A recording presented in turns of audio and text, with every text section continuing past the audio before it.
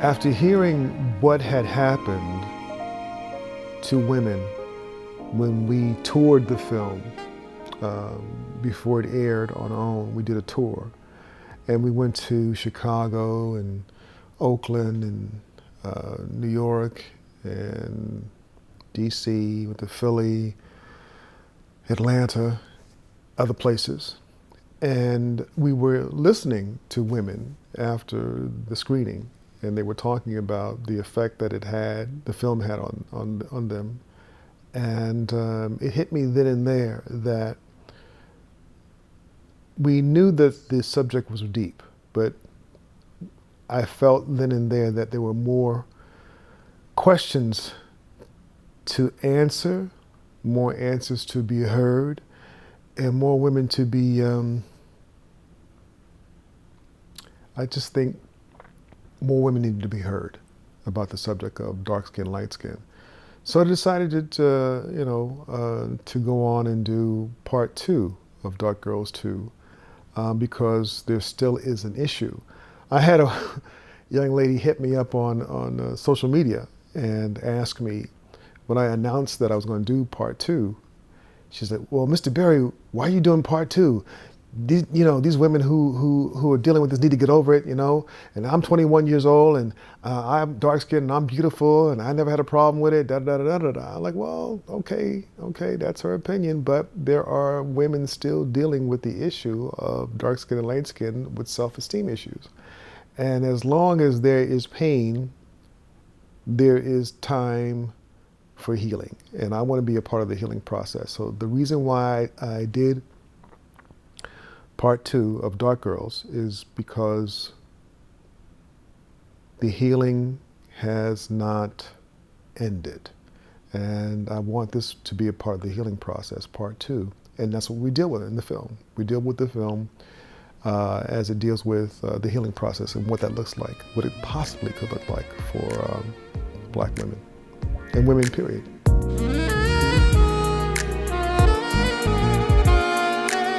What I discovered in doing part 2 is that, first of all, there still is an issue.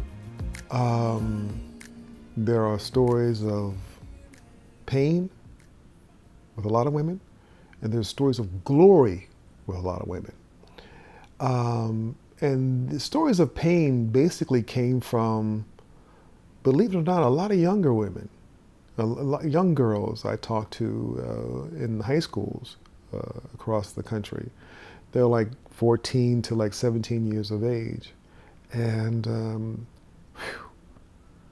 some of the conversations I've had with these ladies in a group discussion, where I thought they would be a little bit more comfortable by having their own peers around, and it seemed to work. Instead of me dealing one-on-one with a student, young girl, I decided to have a group of students, young ladies, talk. And a lot of stuff came out. A lot of stuff that I didn't know young people were even dealing with these days. And this is 2020, It was painful to hear that some young ladies are still dealing with the issues of color. And colorism, light skin and dark skin. And that made me even want to go further into the project, where I decided at that time that I wanted to take a trip to Ghana and talk to the women there in Ghana, in Africa, and talk about what colorism meant to them. Even though I was in a country that was basically all dark women, pretty much, but still there was the issue of colorism, which I found to be fascinating. So we took up residence at the University of Ghana, and we interviewed professors and students and other women around the campus about colorism. So that's in the film.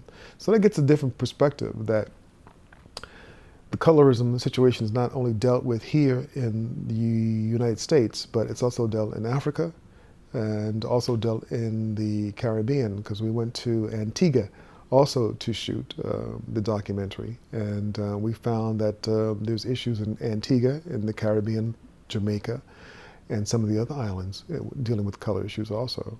So, yes, lots of stories, good and bad, beautiful and some ugly stories also.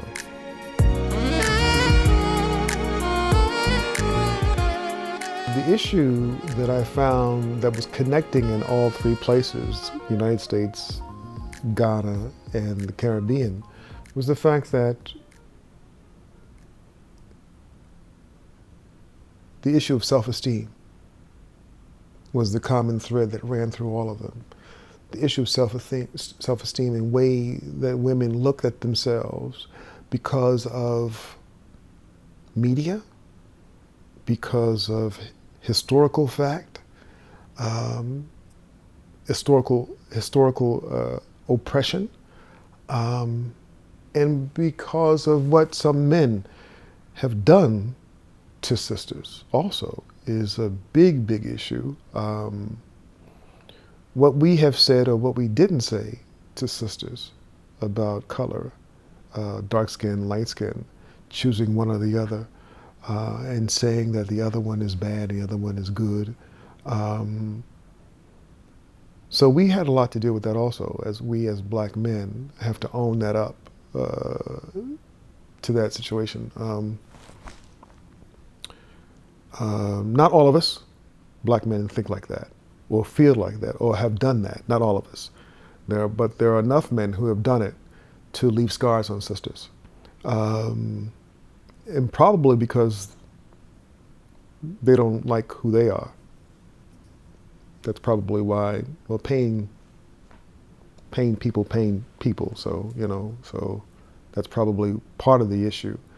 And part of the issue also could possibly be family tradition. You know, there are families that I've talked to who are lighter in complexion, and they have this family thing that they only date and marry light-skinned people. And it's gone on for generations, you know. So there is that. But, you know, I've also run into some women who have decided to break that issue, break that curse or whatever you want to call it, that lineage. They want to break that lineage and just fall in love who they want to fall in love with. If the person happens to be a dark-skinned man or a brown-skinned man, you know, so be it.